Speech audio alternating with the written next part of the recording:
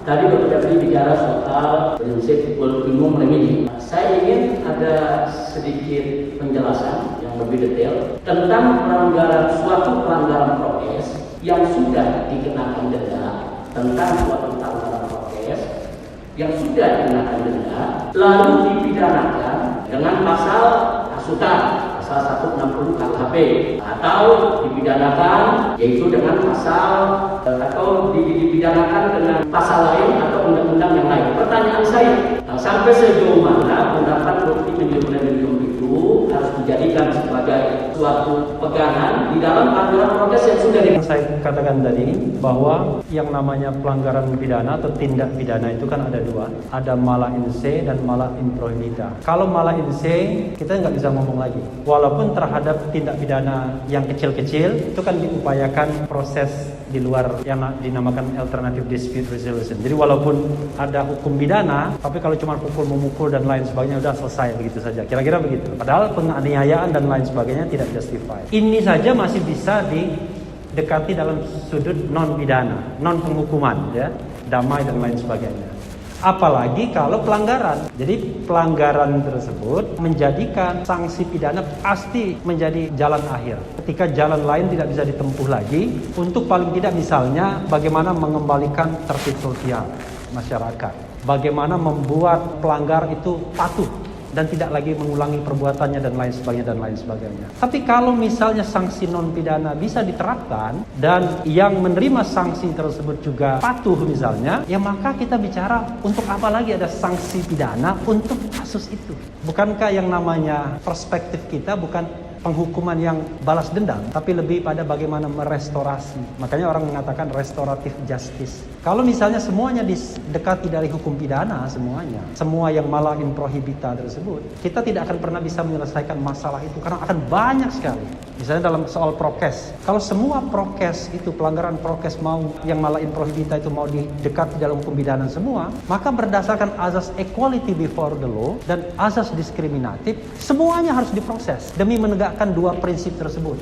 Kan tidak mungkin, karena bukan itu tujuan dari hukum. Tujuan dari hukum itu tertib sosial. Jadi kalau manusianya sudah tertib, manusianya sudah patuh misalnya, untuk apa lagi dihukum? Apalagi kemudian ditambah pemberatan-pemberatan yang lebih tidak justified lagi. Saya mengatakan, jangankan pemberatannya, yang awalnya saja tidak justified karena rasanya dua unsur yang kausalitas saya sebutkan tadi susah terpenuhinya, yaitu menghalang-halangi dan tidak patuh. Kan harus dibuktikan apakah ada penghalang-halangan dan tidak patuh secara nyata. Kedua, itu menyebabkan kedaruratan kesehatan masyarakat. Kedaruratan kesehatan masyarakat itu secara material itu harus ada, memang terjadi akibat perbuatan tadi. Secara formil harus dinyatakan. Menurut pasal 10 tadi kan harus dinyatakan. Kalau dari sana saja susah kita membuktikannya misalnya, maka membawa ini ke ranah pidana lebih tidak penting lagi. Karena itu pendekatan non pidana, misalnya sanksi administratif, nasihat, peringatan dan lain sebagainya. Dan kalau itu dipatuhi, menurut ahli sudah lebih dari cukup untuk menegakkan order atau tertib sosial di masyarakat. Saya masih punya pertanyaan. Kebetulan tadi saudara ahli bicara tentang undang-undang ormas, tentang asas ormas tidak boleh bertentangan dengan Pancasila. Saya mau sedikit lebih luas pertanyaan saya. Jika suatu ormas berlandaskan keagamaan, karena ormas tersebut melihat bahwa ketuhanan yang Maha Esa adalah pesan keagamaan dalam Pancasila, atau ada ormas yang berasaskan kemanusiaan atau keadilan, karena mereka melihat bahwa sila kedua dari Pancasila adalah kemanusiaan yang adil dan beradab, atau ada ormas yang mengambil asas persatuan dan persaudaraan karena melihat dari sila ketiga dari Pancasila, atau ada ormas yang mencukupkan sebagai asas berorganisasinya musyawarah mufakat karena mereka melihat yaitu sila keempat dari Pancasila, atau ada ormas yang menetapkan asasnya yaitu keadilan sosial mengambil dari sila kelima Pancasila, atau ada ormas yang mengambil asas di luar itu, katakanlah gotong royong namanya dan lain sebagainya, tapi tidak melanggar norma-norma Pancasila. Pertanyaan saya, apakah ormas-ormas tersebut yang menjadikan hal-hal tadi sebagai asas bisa dikatakan asasnya bertentangan dengan Pancasila? Minta dijelaskan. Jadi di situ dikatakan di dalam undang-undang ormas itu, yang namanya azas ormas itu haruslah pengajawantahan dari nilai-nilai Pancasila dan Undang-Undang Dasar 1945. Nilai-nilai Pancasila itu apa sih? Nilai-nilai Undang-Undang Dasar 1945 itu apa sih? Kadang-kadang kita mudah sekali menyebutkannya, tapi tidak sadar bahwa nilai itu luas sekali. Kalau kita bicara tentang Pancasila, ya ada sila pertama yang lebih menekankan ketuhanan yang Maha Esa, dan tentu perspektifnya lebih menekankan katakanlah ajaran-ajaran Islam dan lain sebagainya. Ada juga yang lebih mengedepankan tadi gotong royong, mengedepankan lagi mufakat, demokrasi dan lain sebagainya. Ada ormas seperti pro-dem misalnya, pro-demokrasi, dia nggak bicara ketuhanan, tapi bicaranya tentang demokrasi sila keempat. Sepanjang itu tidak bertentangan dengan Pancasila, ya, Pancasila di sini adalah tentu Pancasila yang kita bisa tafsirkan secara seperti tadi plain text-nya. Karena kalau kita bicara tafsir Pancasila nanti sangat complicated, tapi intinya adalah kalau saya mengatakan yang lebih konkret lagi, sepanjang tidak melanggar hukum.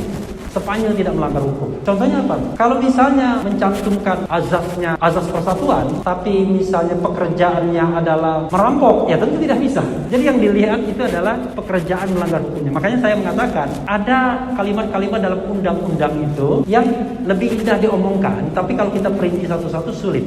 Makanya saya mengatakan orang disumpah bahwa syarat menjadi pejabat publik itu adalah setia kepada Pancasila, Undang-Undang Dasar, menjalankan perintah agama dan lain sebagainya. Saya khawatir jangan-jangan saya termasuk tidak mungkin saya bisa menjalankan semua perintah agama. Pasti berat sekali kan, banyak sekali perintah agama yang seperti apa yang harus saya jalankan. Tapi sumpah seperti itu, syarat seperti itu tetap dituliskan untuk menunjukkan bahwa kita memang masyarakat yang religius. Makanya syarat bertakwa kepada Tuhan yang Maha Esa. Kalau syarat bertakwa kepada Tuhan yang Maha Esa itu dimaterialisasi, di breakdown, maka tidak akan ada pejabat republik ini. Karena pasti tidak akan ada yang bisa memenuhi semua syarat tersebut. Tetapi paling tidak, menurut penalaran yang wajar, kita bisa menerimanya. Maka kita misalnya melihatnya sebagai orang yang taat hukum, taat membayar pajak. Jadi ada ukuran-ukuran yang masuk akal, justified. Kira-kira begitu. Terima kasih saksi ahli, luar biasa.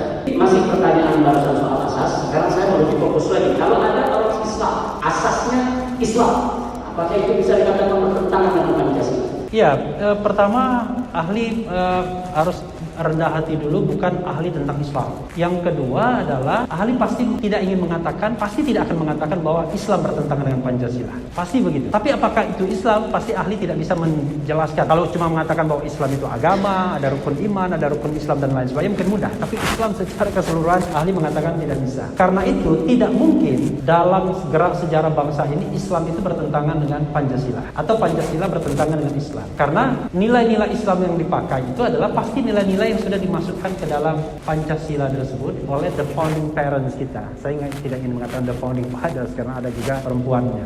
Jadi the founding parents kita memasukkan nilai-nilai itu, dan kita tahu bahwa ada golongan Islam dan ada golongan nasionalis yang merumuskan nilai-nilai Pancasila tersebut, termasuk nilai ketuhanan yang Maha Esa. Dan salah satunya adalah masyarakat kita yang diidamkan, yang dipikirkan adalah masyarakat yang religius, masyarakat yang bukan sekuler.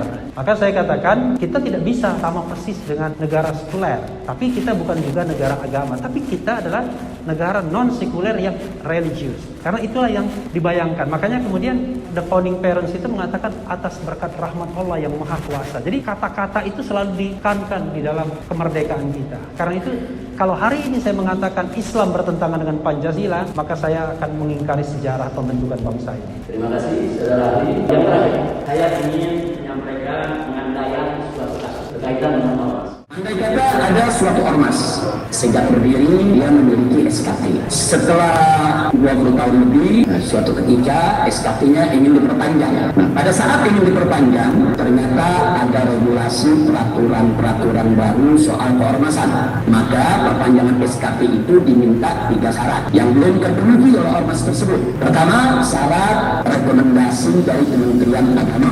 Kedua, syarat ini permintaan dari Kementerian Dalam Negeri yang kepada ormas yang bersangkutan tadi. Kedua, ada permintaan agar Pancasila dicantumkan secara eksplisit. Walaupun itu sebetulnya bukan syarat, tapi ada permintaan dari Kementerian Dalam Negeri kepada ormas tersebut.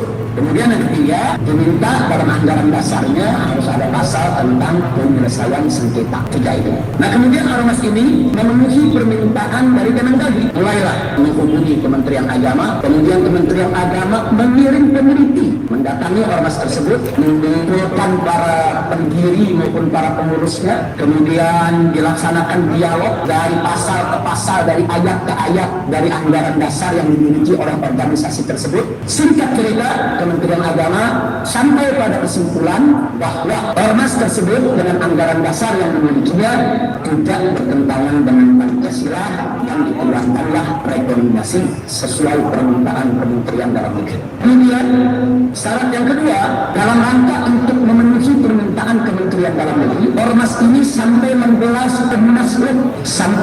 munaslup karena perubahan anggaran dasar harus lewat munas. Begitu munaslup digelar, maka keinginan Kementerian Dalam Negeri dipenuhi. Pancasila dicantumkan secara eksplisit di dalam anggaran dasar. Kemudian tentang pasal penyelesaian sengketa pun juga dicantumkan sesuai permintaan Kemendagri. Begitu sudah selesai, semua syarat dipenuhi, dibawa Kemendagri, tiba-tiba ormas tersebut dibubarkan. Padahal syarat-syarat sudah dipenuhi. Nah, yang ingin saya tanyakan kepada saudara ahli, terus terang saya bingung melihat ada kejadian ormas seperti itu. Saya bingung. Saya tadi juga melihat saudara ahli ada mengatakan ada beberapa penerapan hukum yang saudara ahli juga bingung. Saya ingin bagaimana supaya tidak bingung bisa memahami kejadian ini. Terima kasih. Ya, ini orang bingung tanya kepada orang bingung juga. Jadi terus terang yang mulia, saya termasuk orang yang ingin tertib hukum. Jadi kalau kita bicara tertib hukum tersebut, kita harus lihat hukum-hukum positif yang berlaku. Bayangkan di dalam kejadian di Republik ini, hukum positifnya saja tidak diikuti. Bayangkan, apalagi keadilannya. Jadi kita Perpu Ormas itu, Perpu nomor 2 2017 yang menjadi Undang-Undang nomor 16 2017 memberikan hak kepada eksekutif untuk mengakhiri keberadaan ormas. Dengan cara macam-macam, mencabut SKT-nya, kemudian mencabut status badan hukumnya, dan kemudian disertai dengan deklarasi bahwa ormas tersebut dibubarkan. Kira-kira begitu. Hukum yang seperti itu saja ahli mengatakan harusnya tidak diterapkan. Nah, tapi katakanlah karena ini sudah menjadi hukum positif diterapkan.